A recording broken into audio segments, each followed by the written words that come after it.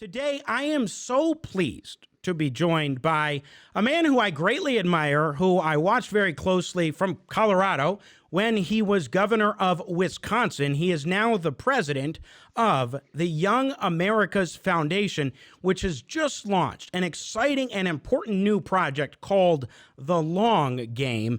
Governor Scott Walker joins me here on Jimmy at the Crossroads. Sir, welcome to the program. It's good to have you. Thanks for having me on. Great to be with you. Come on, Jimmy, what you got?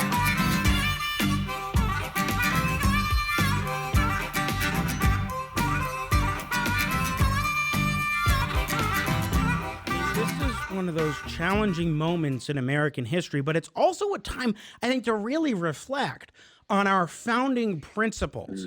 That is to say, what this country was built upon, which is the idea of government protecting individual rights, and that we come together as a country with that purpose in mind, with the idea of preserving and protecting liberty. In a moment, we'll get to the specifics of the long game, but speak to that for a moment, please, because I think when you're bringing out a project like this is a critical moment for that. Well, and it's so incredibly important both at the federal and at the state level. Just last week, this Wisconsin State Supreme Court yet again ruled against the current governor, a Democrat in Wisconsin, saying he had overstepped his bounds. And it was a great reminder here, as it is across the nation, that you don't get to violate the Constitution. You don't get to ignore it just because there's a pandemic or an emergency going on, that our founders, all the way back to the great patriots who put this country together, had a great vision, and they put in place, obviously, a very high bar for the states and the people to alter or in any way adjust that Constitution. No one person gets to change it. And that's really been tested this last year. As you see all across the country, people stepping in, and not only in terms of freedom to assembly, but particularly freedom of speech and the ability to be free and to have those freedoms. So this now more than ever, I think, is one of those times where I hope people, as we open up again across America, start to reflect and realize how important it is to safeguard those freedoms, not just for ourselves, but for future generations. Again, we're talking with former Wisconsin Governor Scott Walker here on Jimmy at the Crossroads. Now president, just took office of the position of the Young America's Foundation in the past few months. And congratulations on that. You are already off to the races with a program, as I said, I think is so important because, look, our nation depends upon the next generation. You mentioned it in promotional materials for the long game. Ronald Reagan, of course, he was the guy behind the Reagan Ranch originally, which is big headquarters place for YAF.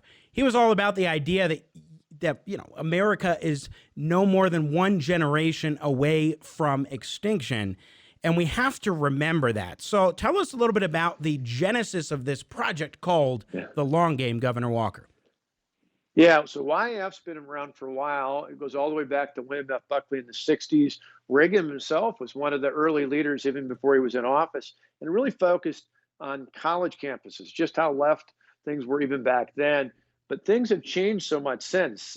Even though Young America's Foundation, YAF, is on more than 2,000 campuses where they support conservative students across the country, that's still not enough. When you look at society today, you see that America really is under siege, not only on our college campuses, but increasingly in our culture, even in our communications when it comes to the censorship from big tech. And so the left didn't start doing this overnight. It goes all the way back to the 1960s with Saul Alinsky. You see the efforts to get involved in not only higher ed, but education in general, into culture, into media, now into social media. We've got to fight back, and we've got to have a plan to not only win the battles of the day, which we need to be engaged in, but really to win the war for the heart and soul of this great republic. And that's what the long game's all about. In fact, if people want a free copy, we'll send you one absolutely free of our 12-point action plan, The Long Game. Just go to yaf.org, yaf.org/long game. And we'll send you a copy so you can see exactly what we're talking about in great detail. Governor Walker, what is the long game, and why do you use the name long game? Are you thinking that this is actually going to take a little bit of time to percolate and develop, and it's not going to be an instantaneous change that we'll have in this country? It is. Yeah, and I'm one of those hurry up and get it done kind of guys. So Mhm. it's a combination between not ceding any ground of the battles of the day. So no way should people misinterpret that to mean that we only care about the future. Yes. But as we set out and battle the battles we have right now, we can routinely have them on college campuses and high schools. We just had a couple big wins just this past week and things we exposed in colleges and universities and high schools across the country, and we're able to turn things around and get it back on the right track. So we're involved, we're engaged in the battles. But the long game really says, hey, the left has been at this for so long. This isn't all going to change just in one news cycle. Heck, it's not even going to change in one presidential cycle. It does take a long game. We're not talking 100 years. We're not even talking 60 years. We're talking several years into the future. But while we're engaged in the important battles right now, we've got to have a multi-year plan. And so for us, it's simple. It's 12 action items. It's not just some white paper. It's things like getting involved on all 4,000 college and university campuses across the country. It's about not only getting involved in college with more speakers, with more programs, with more social media, with more technology.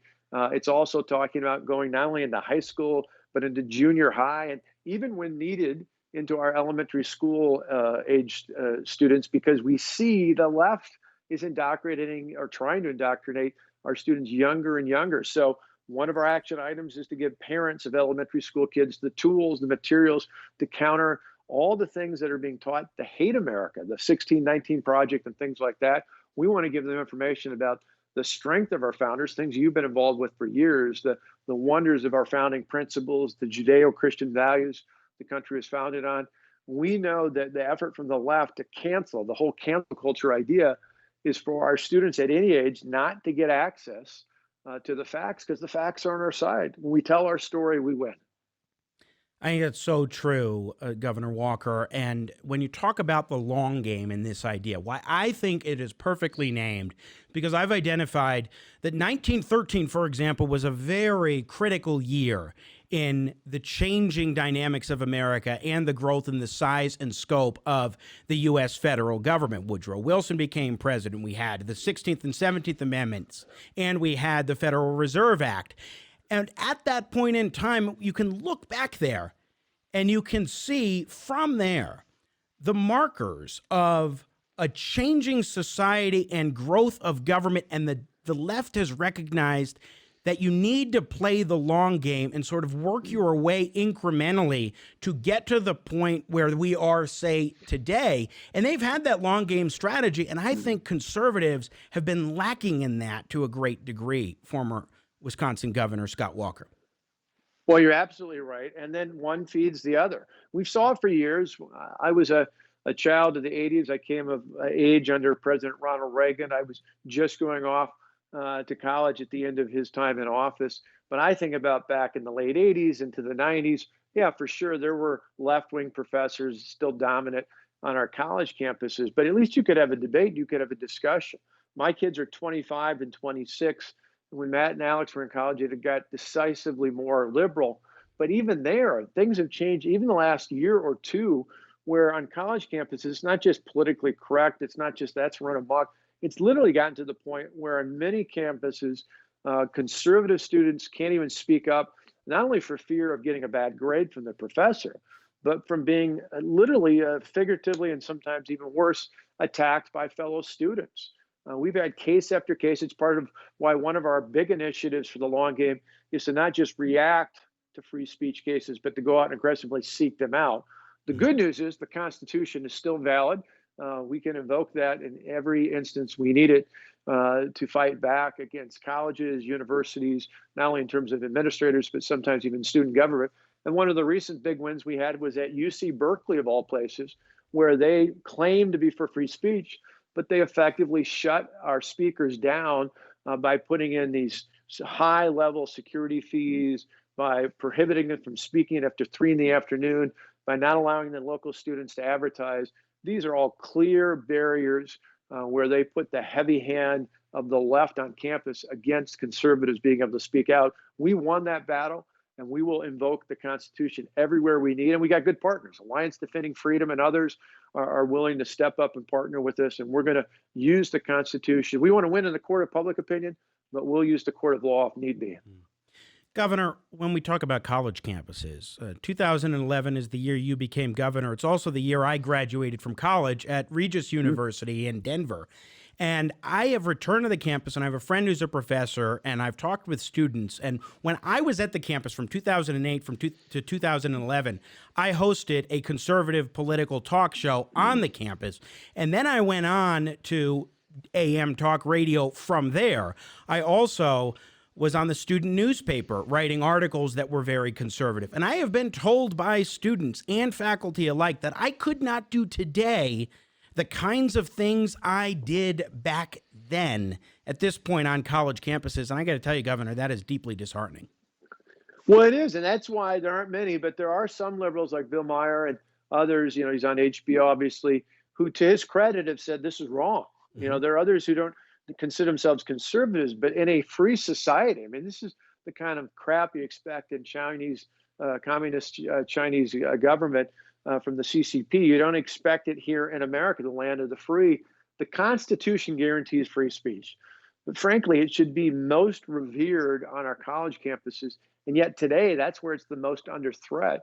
And it's this pushback. And again, many administrators, chancellors, presidents, others claim to be for free speech, but they don't have any teeth behind it. So you effectively have what we call heckler vetoes. Even if they are allowed to come in the first place, if you allow protesters to riot and shut people down, that's not free speech. But the left increasingly buys into this. It's part of this long-term plan. I mean, heck, look at this not only on campus, but Lester Holtz, the anchor of the NBC Nightly News last week, in accepting an award, actually said out loud that he thought fairness was overrated. Can you imagine someone like Walter Cronkite saying that many decades ago? No, it's outrageous. But his view was the elites, those in the know, in his case, the coastal elites, they know what the facts are. And so they're not going to give both sides of the issue if they think that one side isn't fact-based. Imagine that. NBC News last fall before the election said that Donald Trump's claim that there'd be a vaccine by the end of the year was false when they fact-checked it, that it would take a miracle. And yet 2 months later, they were reporting that Pfizer had some of the first tests and gave hope for an end to the pandemic.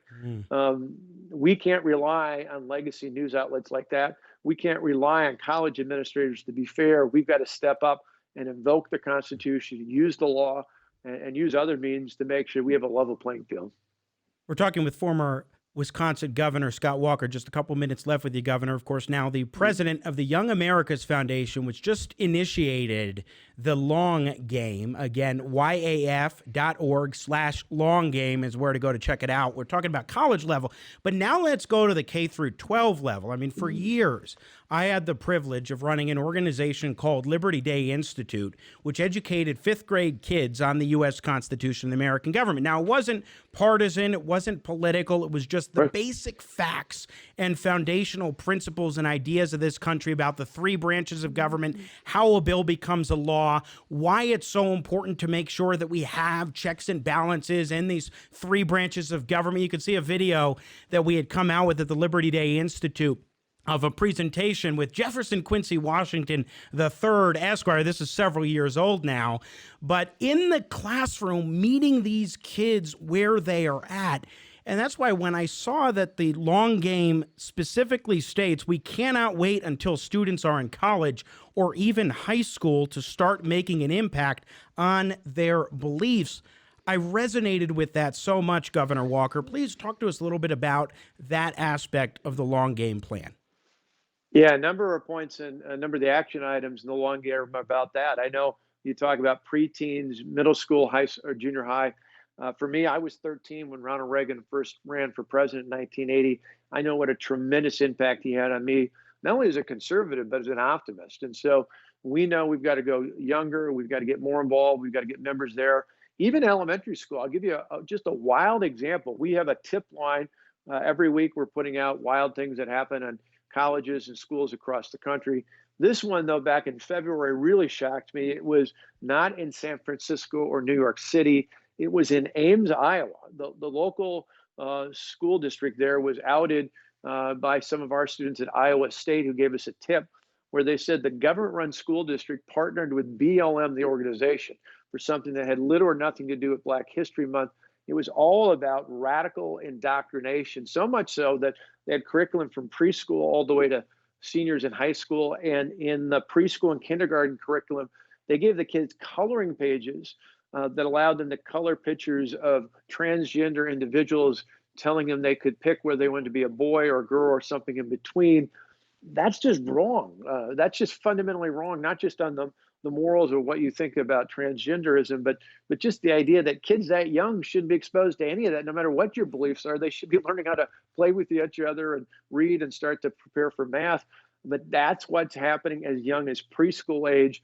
We've got to counter with that. We've got to counter in particular with giving elementary school parents and teachers, because remember, another one of our Yes. action items is there's a lot of teachers out there, not just conservative teachers, but a lot of teachers who just want to be fair, who just want to give the facts, who love their kids and want to be an objective source for children and their families going forward. So one of the other action items is to give them a network to support educators from kindergarten to 12th grade, and then another group for professors in college who as well just want to be fair. I have to tell you that in talking with countless fifth grade teachers here in Colorado and across the country, when I was running Liberty Day Institute, they lack resources more than anything because there just isn't a focus. And teachers need those tools. If I can help in any way, please, by all means, I'd be happy to. But I think that's so critical.